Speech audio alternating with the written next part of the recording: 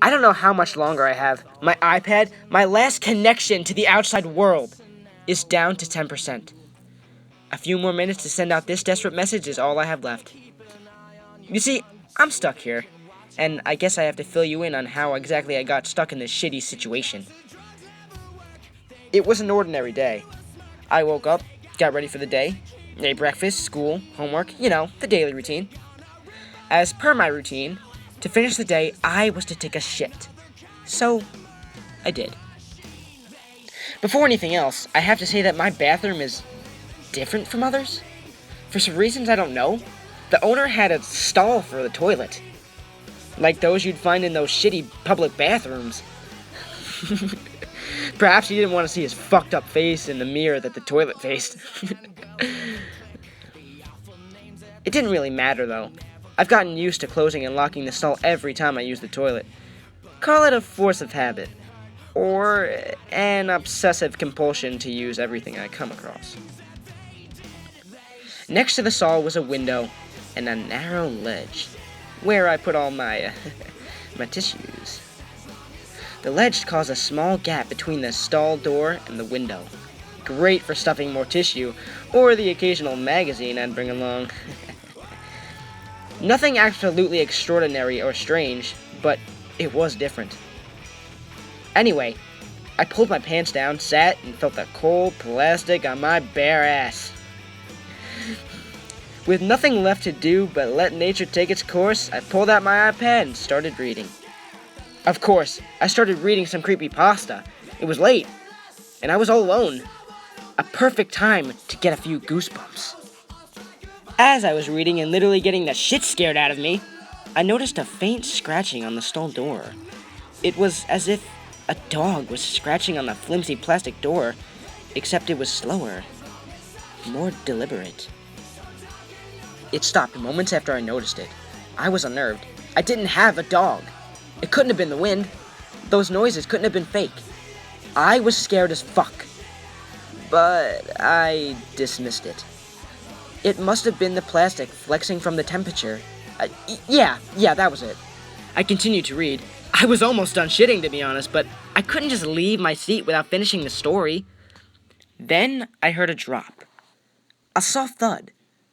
The stack of tissues wedged between the door and the window collapsed. It fell forward out from my reach. I checked the window outside. The night was as still as it could be. It couldn't have been the wind. It was something else. Something from the inside. No, I was scaring myself.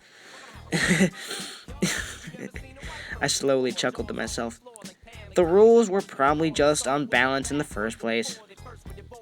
So I continued. I couldn't shake the feeling that something was wrong, though. I set aside my iPad and slowly unlocked my stall.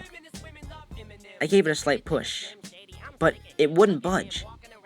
I reasoned that it must have been rusty. I pushed harder and harder and harder, as hard as my seat position could muster, yet it wouldn't move. It was as if someone on the other side was pushing back, holding me here. I was panicking. Some malevolent force was keeping me here. I knew what was to happen next. I would be killed or flayed or mutilated or driven to insanity. The scratching began again, louder, louder, louder. I could feel the plastic slowly being ripped to pieces. I swear it was toying with me. Then I saw it.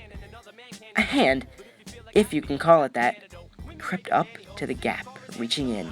This was it. The hand was a rotting shade of green and gray, like it had just fleshly dug itself out of the grave. It was so putrid and overpowered the already foul smell of the stall. Oh.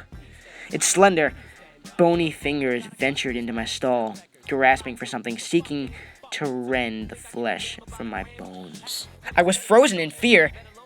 Imagine an end like this, caught with my pants down, found dead in a toilet.